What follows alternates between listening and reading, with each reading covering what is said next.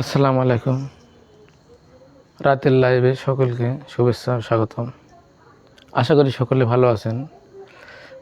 আজকে আপনাদেরকে বিভিন্ন চাকরি পরীক্ষায় আগত অ্যাসিড সম্পর্কে প্রশ্নের উত্তরগুলো দেখাবো। আশা করি লাইভটির প্রথম থেকে শেষ পর্যন্ত যুক্ত থাকবেন। তো প্রথমে জেনে নেওয়া যাক অ্যাসিড কি। যে সকল পদার্থ জলীয় দ্রবণে হাইড্রোজেন আয়ন বা H+ উৎপন্ন করে তাদেরকে অ্যাসিড বা অম্ল বলে। তো অ্যাসিড বা অম্লকে সাধারণভাবে দুই ভাগে ভাগ করা হয়েছে। মনে রাখতে হবে, একটি হলো জৈব অ্যাসিড আর একটি হলো অজৈব অ্যাসিড। জৈব অ্যাসিডকে বলা হয় দুর্বল অ্যাসিড আর অজৈব অ্যাসিডকে বলা হয় শক্তিশালী অ্যাসিড। তো যে সকল অ্যাসিড জলীয় দ্রবণে সম্পূর্ণরূপে বিয়োজিত হয় বা আয়নিত হয় তাদেরকে বলা হয় শক্তিশালী অ্যাসিড। শক্তিশালী অ্যাসিডের ভিতরে nitric acid, hydrochloric acid, sulphuric acid ইত্যাদি রয়েছে। আর দুর্বল অ্যাসিডের ভিতরে যেমন ethanoic acid, methanoic acid, propanoic acid, এগুলো হচ্ছে দুর্বল অ্যাসিড। তো সালফিউরিক অ্যাসিডের ব্যবহার সবচেয়ে বেশি। পৃথিবীতে যদি আসে যে প্রশ্ন যে কোন অ্যাসিডের ব্যবহার সবচেয়ে বেশি, সেটি হলো সালফিউরিক অ্যাসিড। আবার রসায়ন ল্যাবে কোন অ্যাসিডের ব্যবহার বেশি যদি আসে যে রসায়ন ল্যাবে কোন অ্যাসিডের ব্যবহার বেশি, সেটি কিন্তু সালফিউরিক অ্যাসিড। আবার যদি প্রশ্নে আসে যে একটি দেশের শিল্প উন্নয়নের মানদণ্ড হিসাবে কোন অ্যাসিডের ব্যবহারকে নির্দেশ করা হয়, বা একটি শিল্প উন্নত দেশে কোন অ্যাসিড সবচেয়ে বেশি ব্যবহার হয়, সেটিও কিন্তু সালফিউরিক অ্যাসিড। আবার আমাদের বাসা বাড়িতে যে আইপিএস ব্যবহার করা হয়, সেটিতে যে অ্যাসিড ব্যবহার করা হয় সেটি কিন্তু সালফিউরিক অ্যাসিড। তো এটা মনে রাখবেন। এখন আমরা দেখে নিই যে কোন কোন ফলে কি কি অ্যাসিড রয়েছে।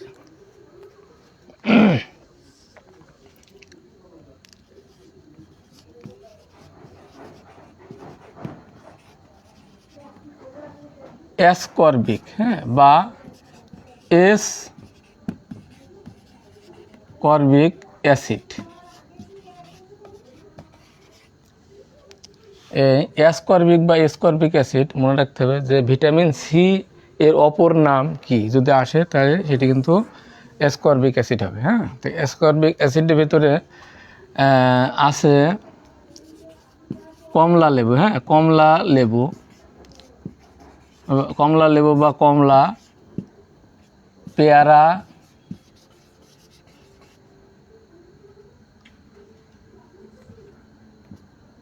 আর স্ট্রবেরি। অ্যাসকর্বিক অ্যাসিডে আমাদের আছে কি কমলা বা কমলা লেবু, পেয়ারা আর স্ট্রবেরি হলো অ্যাসকর্বিক অ্যাসিড। তবে এখানে কিন্তু মনে রাখতে হবে কমলা লেবুতে কিন্তু সাইট্রিক অ্যাসিডও আছে। তবে মনে রাখতে হবে যে টক জাতীয় যেগুলো, সেগুলোতে কিন্তু সাইট্রিক অ্যাসিড আছে।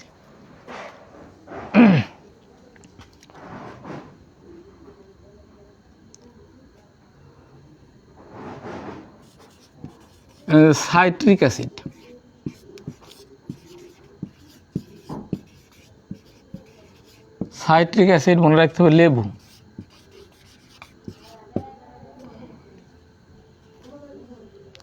আম, জাম্বুরা, এই তিনটি মনে রাখলে হবে। সাইট্রিক অ্যাসিডে আছে লেবু, আম আর জাম্বুরা। লেবু, আম এবং জাম্বুরাতে আছে সাইট্রিক অ্যাসিড।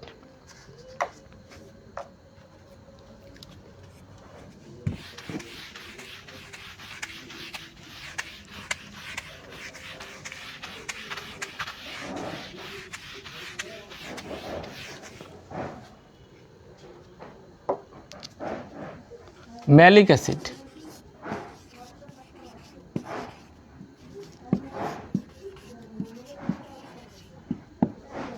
ম্যালিক অ্যাসিড কোন কোন ফলে আছে এটা কিন্তু আমাদের জানতে হবে। ম্যালিক অ্যাসিড হলো আপেল, আনারস, কলা,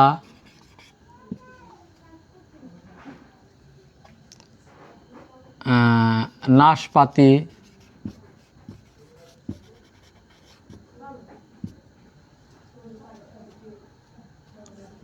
আপেল, আনারস, কলা, নাশপাতি, চেরি ফল,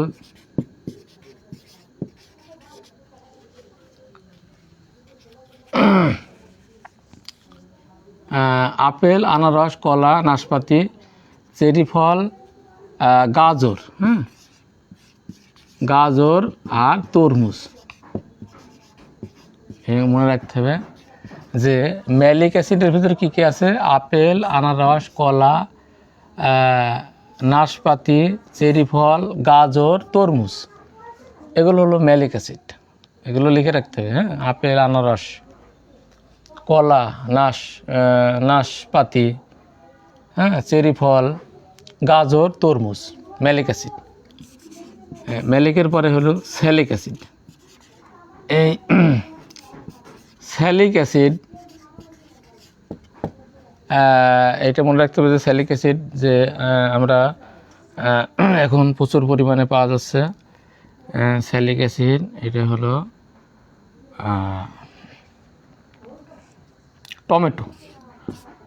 এই টমেটো কিন্তু মনে রাখতে হবে যে স্যালিক অ্যাসিড, ওপরের ছিল কি ম্যালিক অ্যাসিড আর এটা স্যালিক অ্যাসিড টমেটোতে। তবে একটা জিনিস খেয়াল রাখতে হবে যে টমেটোতে কিন্তু স্যালিক অ্যাসিডও আছে, আবার ম্যালিক অ্যাসিডও কিন্তু আছে, এটা কিন্তু খেয়াল রাখতে হবে। তো টমেটোতে স্যালিক অ্যাসিড আছে।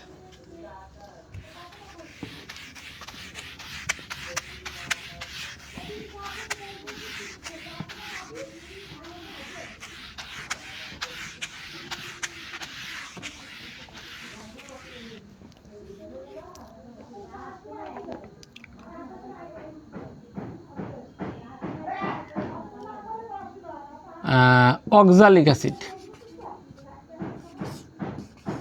অক্সালিক অ্যাসিড, অক্সালিক অ্যাসিড মনে রাখতে হবে যে আমলকি,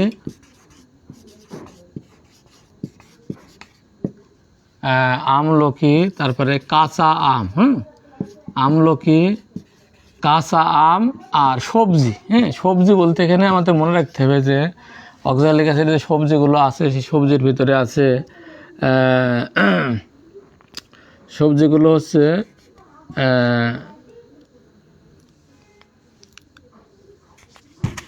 পালং শাক, বাঁধাকপি, আর হলো পালং শাক, বাঁধাকপি আর ব্রোকলি, এই তিনটা কিন্তু সবজি। পালং শাক, বাঁধাকপি, ব্রোকলি। তো এখানে অক্সালিক অ্যাসিডটা আমলকি, কাঁচা আম, আর এখানে সবজি যেগুলো আছে সেগুলো হলো অক্সালিক অ্যাসিড।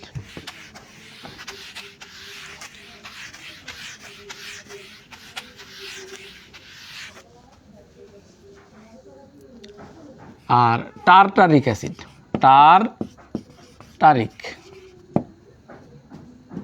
টারটারিক অ্যাসিড ভিতরে আমাদের আছে আঙুর। অনেকে আঙুরকে আঙ্গুর বলে। তো আঙুর আর তেঁতুল,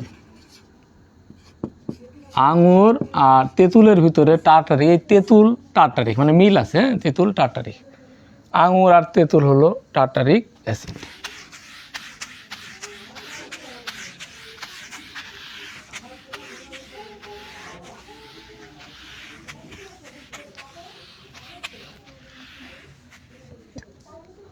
এরপর তরল যেগুলো আছে, এটা কিন্তু তরল কোনগুলো, যেমন তরলের ভিতরে যেমন ল্যাকটিক অ্যাসিড, ল্যাকটিক অ্যাসিডের ভিতরে এই তরলগুলো আছে। খেয়াল রাখতে হবে যে ল্যাকটিক অ্যাসিড হলো থুতু, থুতু, তারপরে দুধ, তারপরে দই, দুধ থেকে যেগুলো হয়, দুধ, দই, পনির, খেয়াল করুন, যে থুতু আর দুধ থেকে যেগুলো হয়, হ্যাঁ, দুধ, দই, পনির। থুতু, দুধ, দই, পনির, এতে ল্যাকটিক অ্যাসিড আছে।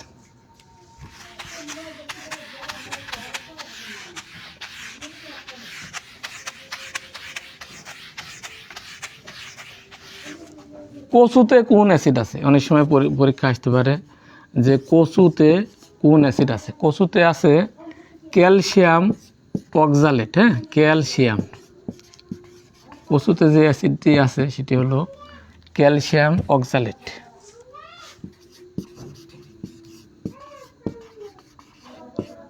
ক্যালসিয়াম অক্সালেট আছে, হ্যাঁ, কচুতে।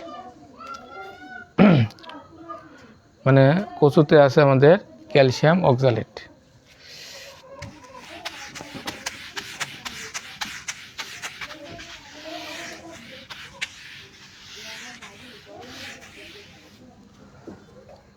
তবে কিছু কিছু ফলে কিন্তু 2-3টা অ্যাসিডও আছে।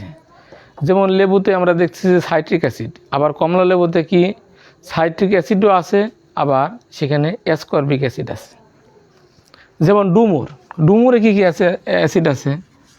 এই ডুমুরে আবার 3টা অ্যাসিড আছে। ডুমুরে আছে সাইট্রিক অ্যাসিড, তারপরে ম্যালিক অ্যাসিড ও অ্যাসিটিক অ্যাসিড।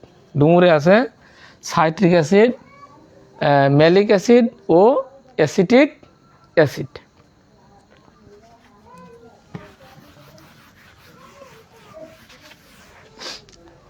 আবার খেয়াল করুন যে এখানে পাকা কলাতে আছে, মনে রাখতে হবে, পাকা কলাতে আছে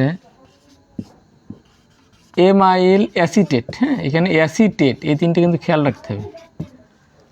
পাকা কলাতে আছে কি এমাইল অ্যাসিটেট।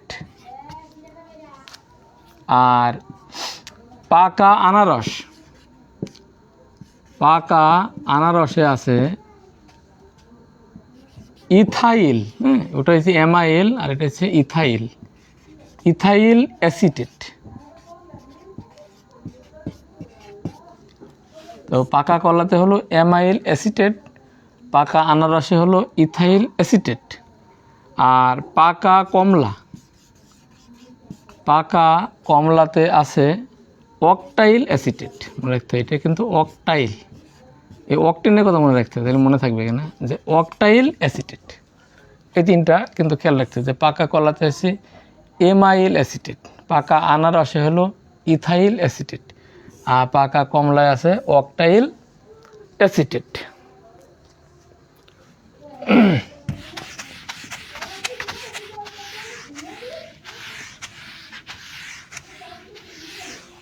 পিঁপড়া ও মৌমাছির হুলে কোন অ্যাসিড থাকে? অনেক সময় প্রশ্ন আসতে পারে। পিঁপড়া ও মৌমাছির হুলে থাকে ফর্মিক অ্যাসিড। এটা মনে রাখতে হবে, পিঁপড়া ও মৌমাছির হুলে থাকে ফর্মিক অ্যাসিড। সাবান, এটা আসতে পারে যে সাবানে কোন অ্যাসিড থাকে? সাবানে হলো স্টিয়ারিক অ্যাসিড। Stearic acid. অনেকে আবার অ্যাসিড দন্তস্বরী ড থাকতে পারে, আবার কিন্তু অয়জফলা আকার দন্তস্বরী ড এটাও থাকতে পারে। হ্যাঁ, তো সাবানে হলো স্টিয়ারিক অ্যাসিড।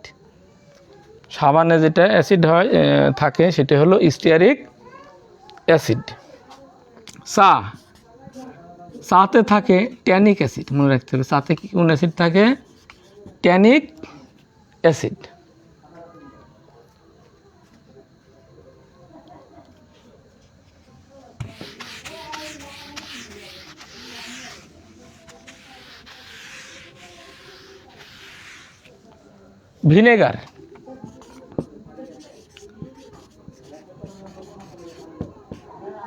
ভিনেগারে থাকে অ্যাসিটিক অ্যাসিড। ভিনেগারে হলো অ্যাসিটিক অ্যাসিড। আর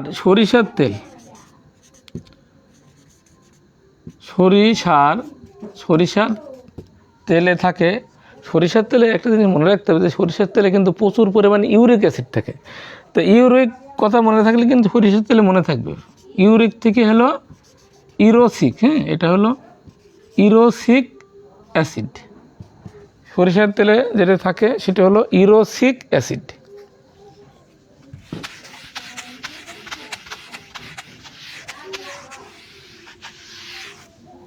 সূর্যমুখীর তেল,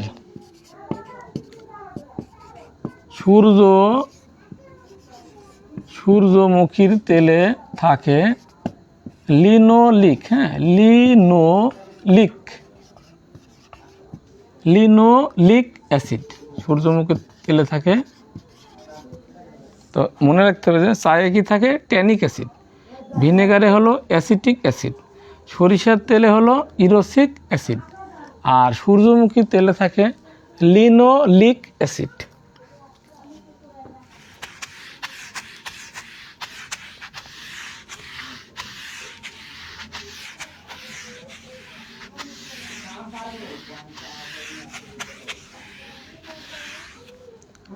আর কোল্ড ড্রিঙ্কস, এটা কিন্তু খেয়াল রাখতে হবে যে কোল্ড মানে ঠান্ডা, কোল্ড ড্রিঙ্কসে থাকে কার্বনিক অ্যাসিড। এই জায়গায় কিন্তু একটা জিনিস খেয়াল রাখতে হবে যে কোল্ড ড্রিঙ্কসে আছে কার্বনিক অ্যাসিড। আর পোকামাকড় বা কীটপতঙ্গ ও সাপ ঘরে আসতে বাধা দেয় যে অ্যাসিড, হ্যাঁ, কীটপতঙ্গ সাপ, খেয়াল রাখতে হবে যে সাপ ঘরে আসতে বাধা প্রদান করে যে অ্যাসিড, সেই অ্যাসিডের নাম হলো কার্বলিক। এটা কিন্তু ওইটা হলো কার্বনিক, হ্যাঁ, কোল্ড ড্রিঙ্কস হলো কার্বনিক, এই যে কোল্ডে ক আছে এখানে কার্বনিক। আর সাপ কীটপতঙ্গ ঘরে আসতে বাধা প্রদান করে সেটি হলো কার্বলিক অ্যাসিড। ওটা হলো কার্বনিক আর এটা হলো কার্বলিক অ্যাসিড। তো এই জন্য এর গোলায় ফেললে হবে না, কোল্ড ড্রিঙ্কসে হলো কার্বনিক, আর সাপ কীটপতঙ্গ ঘরে আসতে বাধা প্রদান করে যে অ্যাসিড সেটি হলো কার্বলিক অ্যাসিড।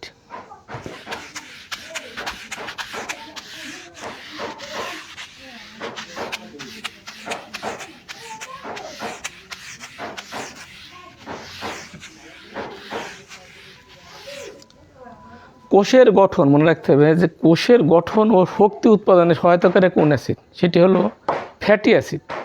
কোষের গঠন ও শক্তি উৎপাদনে সহায়তা করে সেই অ্যাসিডের নাম হলো ফ্যাটি অ্যাসিড। মনে রাখতে, ফ্যাটি অ্যাসিড।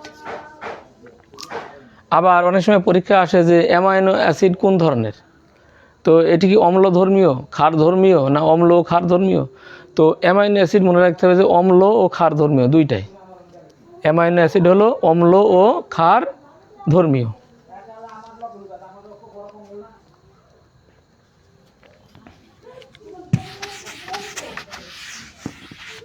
তারপর আসতে পারে যে পরীক্ষা যে আমাদের শরীরে মানে আমাদের পাকস্থলীতে কোন অ্যাসিড থাকে। আমাদের পাকস্থলীতে যে অ্যাসিড থাকে এই অ্যাসিডের নাম হলো হাইড্রোক্লোরিক অ্যাসিড।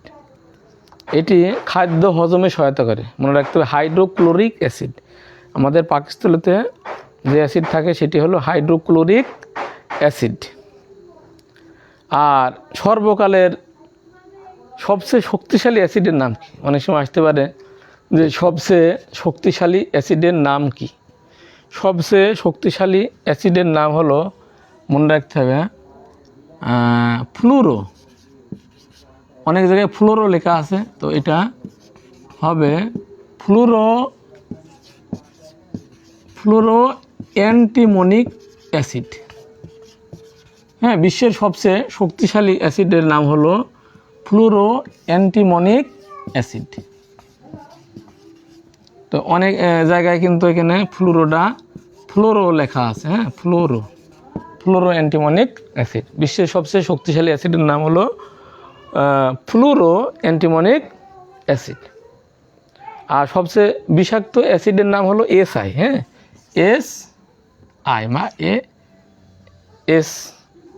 হ্যাঁ, এটা দুর্গন্ধযুক্ত হলো, এটা হলো বিষাক্ত অ্যাসিড হলো SI।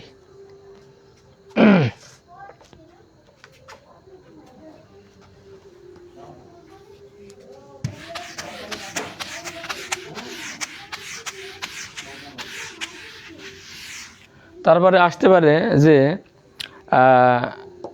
স্বর্ণের খাদ, হ্যাঁ, স্বর্ণের খাদ বের করতে কোন অ্যাসিড ব্যবহার হয়?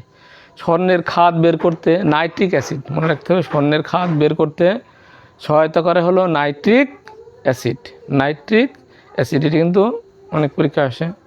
স্বর্ণের খাদ বের করতে কোন অ্যাসিড ব্যবহার হয়? সেটি হলো নাইট্রিক অ্যাসিড। আর সবচেয়ে বেশি ব্যবহার হয় পৃথিবীতে কিন্তু সালফিউরিক অ্যাসিড, এবং এটা রসায়ন ল্যাবে ব্যবহার হয়। আর শিল্প উন্নত দেশে কিন্তু আর একটি দেশের শিল্প উন্নয়নের মানদণ্ড হিসেবেও কিন্তু কাজ করে সালফিউরিক অ্যাসিড। এটি কিন্তু মনে রাখতে হবে সালফিউরিক অ্যাসিডটা কি। আর সাবানে হলো স্টিয়ারিক অ্যাসিড, সাবানে হলো স্টিয়ারিক অ্যাসিড। আর ভিনেগারে হলো অ্যাসিটিক অ্যাসিড। তো আশা করি অ্যাসিড সম্পর্কে যে সকল প্রশ্ন আসে এতক্ষণ যে আলোচনা করেছি এর ভিতরেই কিন্তু চলে আসবে, এগুলো কিন্তু মনে রাখতে হবে। খুবই গুরুত্ব সহকারে যদি এগুলো লিখে প্র্যাকটিস করা হয় তাহলে কিন্তু অ্যাসিড মনে থাকবে। হ্যাঁ, যেমন থুতু, দুধ, দই এগুলো কিন্তু তরল, তাই না? এগুলো কিন্তু ওই ইলেকট্রিক অ্যাসিড। আর তেঁতুলের সাথে টার্টারিকের মিল আছে। আঙুর আর তেঁতুল হলো টার্টারিক অ্যাসিড। তো অ্যাসিড যেগুলো আলোচনা করেছি এগুলো কিন্তু খুব সুন্দর করে লিখে রাখলে অনেক দিন মনে থাকবে। হ্যাঁ, এটা মনে রাখতে হবে। তো আর কিছু অ্যাসিডের সংকেতও মনে রাখতে হবে। যেমন সালফিউরিক অ্যাসিডের সংকেত হলো H2SO4। হ্যাঁ, H2SO4 হলো সালফিউরিক অ্যাসিড। যেমন নাইট্রিক অ্যাসিডের সংকেত হলো HNO3। হ্যাঁ, HNO3 হলো নাইট্রিক অ্যাসিড। যেমন অক্সালিক অ্যাসিডের সংকেত হলো C2H2O4। এটা হলো অক্সালিক অ্যাসিড। আর অক্সালিক অ্যাসিডের গাঠনিক সংকেত হলো, মানুষ হুকু খায়, এই হুকু মনে রাখতে হবে, অর্থাৎ HCCOH। এটা হলো অক্সালিক অ্যাসিডের গাঠনিক সংকেত। আর অক্সালিক অ্যাসিডের এই যে সংকেত, এটা হলো রাসায়নিক সংকেত হলো C2H2O4। তো এ ধরনের অনেক সংকেত আছে, এই সংকেতগুলো কিন্তু মনে রাখতে হবে। তো আজকের লাইভটি আশা করি আপনার কাছে অনেক ভালো লেগেছে। আর যদি আপনার কাছে ভালো লেগেই থাকে তবে লাইভটি শেয়ার করতে ভুলবেন না। আর সকলের উপকার্থে লাইভটি শেয়ার করে দেবেন। ভালো থাকবেন, সুস্থ থাকবেন, এই প্রত্যাশায় আজকের লাইভটি এখানে শেষ করছি। আসসালামু আলাইকুম।